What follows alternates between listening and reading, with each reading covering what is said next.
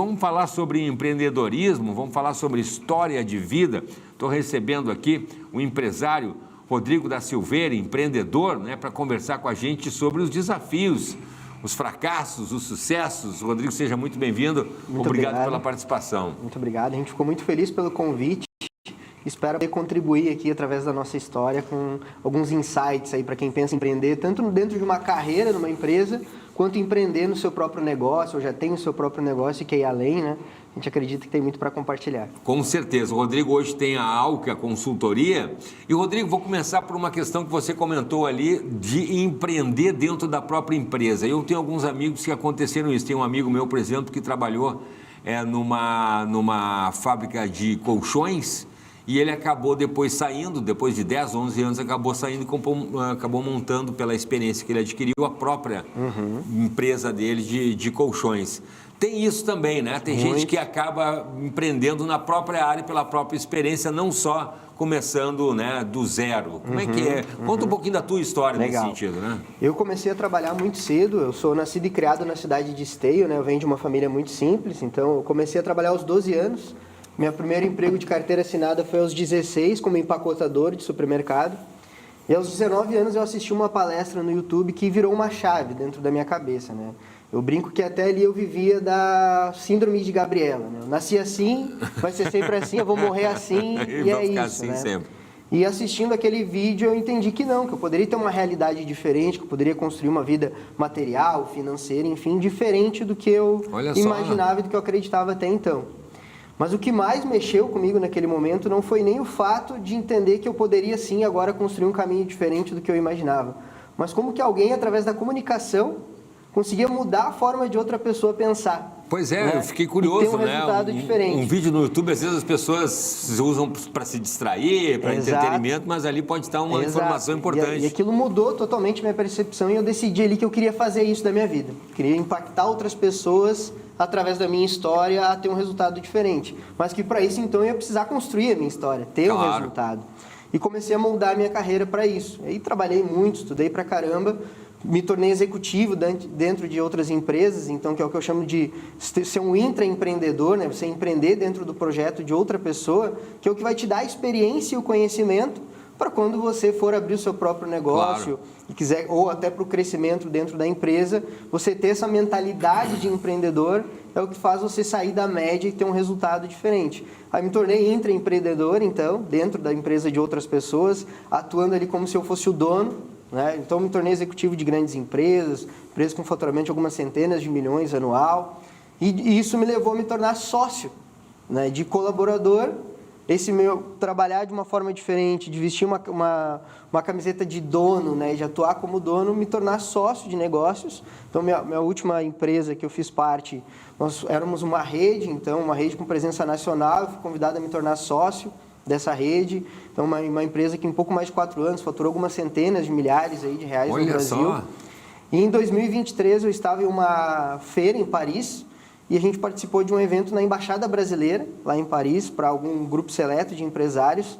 E lá, aquele Rodrigo, de 19 anos, que assistiu o vídeo, foi como se ele me beliscasse lá, me lembrando do motivo, né, que me levou a buscar empreender, a construir a minha carreira. E começou ali, então, uma reflexão sobre chega o momento de eu compartilhar isso, compartilhar tudo que eu aprendi com os meus acertos, com os meus fracassos nos negócios, com outras pessoas. Mas a minha primeira filha tinha acabado de nascer, então não dei muita atenção para essa vozinha, mas ela continuou ali, então, me beliscando e me lembrando, né? Eu lembro de um momento em 2015 que eu estava com um negócio próprio, estava dando tudo errado, eu estava no fundo do poço, não via saída para aquilo. 2015, achava que não ia sair. Eu lembro que em determinado momento eu comecei a agradecer a Deus por estar vivendo aquilo, porque eu lembrei do vídeo que eu assisti em 2019, do porquê que eu estava construindo essa carreira, e entendi ali que quando eu saísse daquela situação, saísse do fundo do poço, eu ia estar muito mais preparado e com muito mais história para contar, para ajudar outras pessoas que queiram empreender, que às vezes está no fundo do poço e não vê saída, que dá sim para sair e dá a volta por cima, né?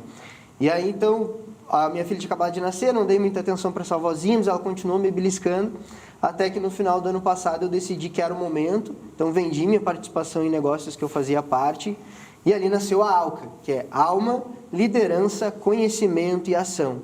que são 4 pilares que eu acredito que todo negócio, para ter sucesso, precisa ter. Tanto avaliando os meus negócios, o que deu certo, quanto empresas de grande sucesso, que elas tenham uma alma viva, um propósito, um porquê de existir latente, uma estrutura de liderança muito bem organizada e clara, né, para se posicionar no mercado, uma base de conhecimento com processos e estrutura para que as pessoas consigam executar o seu trabalho e ação, porque senão arregaçar a manga e botar a mão na massa e colocar as coisas em prática não adianta de nada, né? E aí nasceu esses 4 pilares e nasceu a Alca Consultoria, né? Então a gente ajuda aí outros empresários. Que coragem, se começar na empresa como funcionário e depois chegar como sócio e depois ainda dar essa virada, né? Porque a gente sabe muitas vezes que as pessoas não mudam justamente pela questão financeira, né? Por medo. A gente, né? Tem muito isso. E às vezes também acabam ganhando aquela remuneração, mas de uma maneira frustrada. Isso tem muito ainda. Que também, eu sei que dinheiro é bom, mas viver frustrado, acordar de manhã para trabalhar sem vontade, é um pesadelo, né, Rodrigo? Se a gente vai olhar a linha do tempo da nossa vida, né? O tempo que a gente passa trabalhando, então quando a gente começa a trabalhar e quando a gente se aposenta, é a maior parte da nossa vida. Mais até às vezes com a família. Então, se a gente não faz algo que a gente realmente gosta, que a gente ama, muitas vezes, independente do dinheiro que a gente ganhar, a gente vai viver frustrado, vai entrar em depressão, né? Quantos artistas a gente vê... Que a gente não dá, vai dizer, mas como? Esse cara aí vai ter depressão, o cara tem tudo, o cara tem dinheiro lá, mas... Muitas vezes é porque as pessoas não têm uma visão clara de quais são os seus valores, e aí olham ali para o coleguinha, o que o outro está fazendo e o sucesso que tem, e acredita que é aquilo que vai gerar uma vida feliz, e às vezes não, né? Eu preciso ter uma visão clara do que tem valor para mim, do que é mais importante para mim. E aí eu construí uma carreira em cima de pilares que vão me permitir priorizar o que tem valor para mim, né? Então, um artista que a família é um valor muito importante para ele, e ele for viver na estrada longe da família, dificilmente ele vai ter uma carreira realmente completa. Ele pode até ter muito sucesso, mas vai ter aquele pilar que vai estar sempre desfalcado, né? Então a gente precisa olhar menos para a grama do vizinho e entender quais são os nossos valores, e aí a coragem para a gente fazer aquilo que a gente ama, aquilo que a gente acredita, vem de uma maneira muito mais fácil, né? Que legal. E, Rodrigo, como é que funciona exatamente falando, né? Então, na prática, né? Porque cada situação é única. Como é que é? Você faz um diagnóstico, faz uma entrevista quando alguém te chama para dar essa consultoria, faz uma avaliação? Como é que funciona isso? A gente gosta de pensar, né, que, em última instância, o que é uma empresa? Uma empresa nada mais é do que um grupo de pessoas que se organiza para resolver algum problema da sociedade. Sim, dá uma entrega, né? Então, uma empresa que fabrica casaco está resolvendo o problema do frio, e a empresa nada mais é que são pessoas que se organizam para resolver esse problema. Então, são pessoas. É verdade. Né? Independente do mercado. E o que a gente faz? Primeiro, vamos olhar para a alma do negócio. Entender o porquê que esse empresário resolveu empreender, por que ele escolheu abrir esse negócio, né? Às vezes o cara fala assim, é para pagar meus boletos, para ganhar dinheiro. Eu falo, legal, mas você poderia ter feito isso em qualquer ramo, em qualquer área. Por que no ramo específico que você escolheu? É verdade. Aí ali a gente pega a essência do propósito daquele negócio.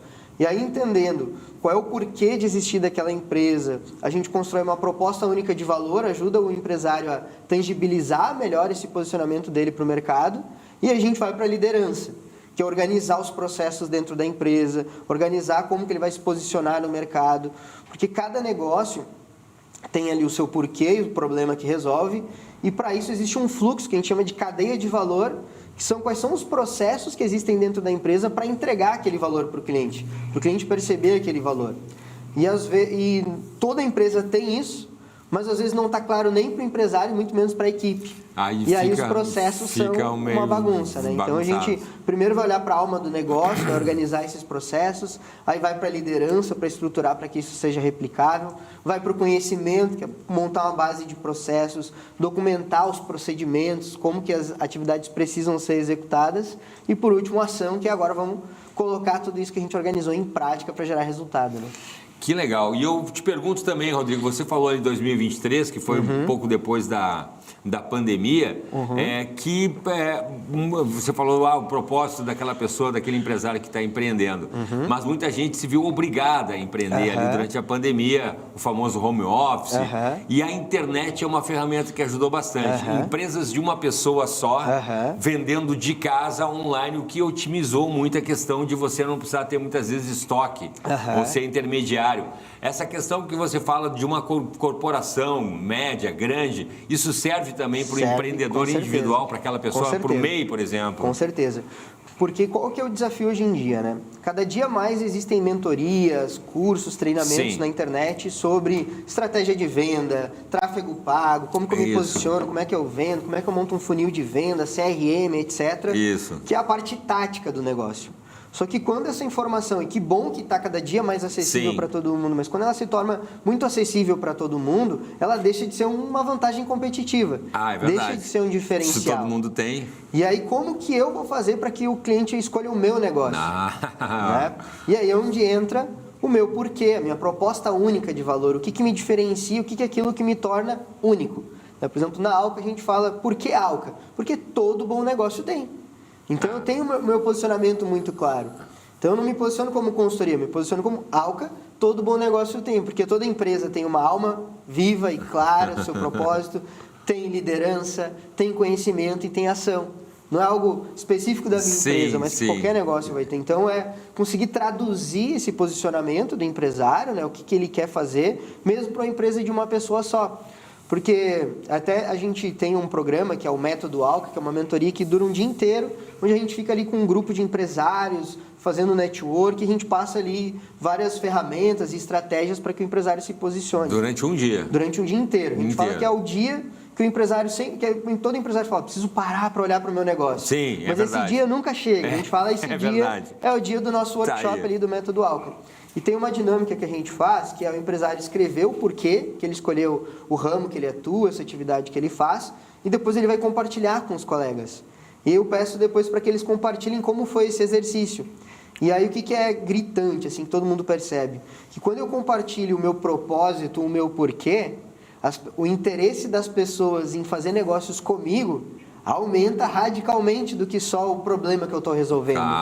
Mas aquilo que me motivou a entrar. Então, gera mais conexão e, com isso, faz gerar mais vendas. Com certeza. Então, é como a empresa se posicionar. Então, independente de ser uma empresa de uma pessoa só, uma organização. Hoje, na Alka, a gente tem empresas de uma pessoa só, que acabam fazendo processos de mentoria com a gente, e tem clientes em consultoria que são empresas que faturam milhões mensalmente, que tem equipes de mais de 300 pessoas, e a gente adapta, mas os pilares são os mesmos, né? Sim, isso é muito interessante. Bom, a gente tem aí a situação de vários desafios, né, para o país. A questão que é muito comum que a gente vê no Brasil são empresas, eu ia te perguntar a questão de você, quando entra numa empresa grande, familiar, que é romper muitas vezes aquela coisa. A empresa foi o pai, né? O Brasil tem muito disso, no Rio Grande do Sul também. Aí o filho que está dele aí. E aí quando entra alguém, e às vezes a empresa, com o pai foi tudo bem, mas às vezes entra o filho ali, começa a dar conflito, e aí para você romper essa questão familiar, vai vir alguém de fora se meter na nossa empresa, que é um negócio que tem aí, sei lá, 50 anos.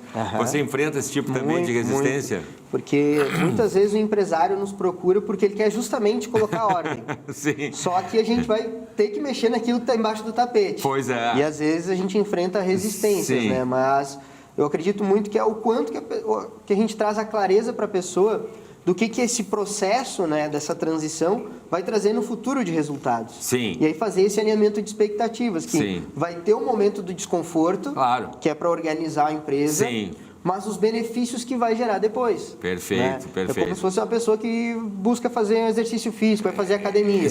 Vai ter um momento ali do exercício que é desconfortável. Que quando começa e mas tal. Mas tem um resultado que aquilo ali vai trazer. Depois da Então, fala que às vezes as pessoas procrastinam de fazer alguma mudança, de agir, de fazer algo, e aí se prendem muito, eu sou procrastinador, eu adio as coisas, e eu falo que não é uma questão de procrastinação. A procrastinação, ela é só uma consequência. Eu vou deixar de procrastinar, não vai continuar. Porque o que faz a gente agir é uma percepção clara de ganho que aquilo ali vai trazer. Então, quando a gente realmente tem força de vontade, a disciplina, né? As pessoas falam assim, eu preciso de mais disciplina. Eu falo, não, a disciplina é a consequência. Sim. E o que vai trazer a disciplina? É o quão claro eu tenho, o ganho que aquilo ali vai me trazer. Claro, claro. Né? Então, seja na empresa, o que vai melhorar na lucratividade, na produtividade do negócio, no exercício físico, o impacto que aquilo ali vai ter na minha saúde, para eu ter mais disposição para fazer minhas atividades, as minhas rotinas, para eu brincar com a minha filha, né? Então, o quão claro a pessoa tem o ganho que passar por aquele desconforto ali vai gerar. E aí, quanto mais eu consigo tangibilizar e trazer clareza, mais fácil fica para convencer não fica uma obrigação a passar por aquele momento. Não fica uma coisa dolorida, uma obrigação você passar por esse momento, porque você está lembrando lá na frente. Só para a gente concluir, Rodrigo, porque eu adoro o assunto, gostaria de ficar falando mais.